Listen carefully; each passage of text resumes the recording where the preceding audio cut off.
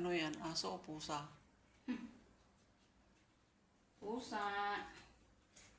Pusa na Aso. nakahiga. Enjoy na enjoy. Enjoy siya. Yung isa, andyan waiting siya. No, waiting finish already. At saka ito, waiting rin siya. Wala na yung andun sa lalamunan, hinila na.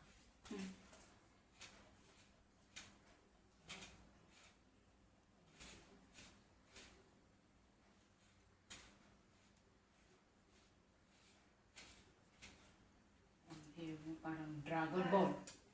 Hindi yung dragon. Monkey, na lion, na aso.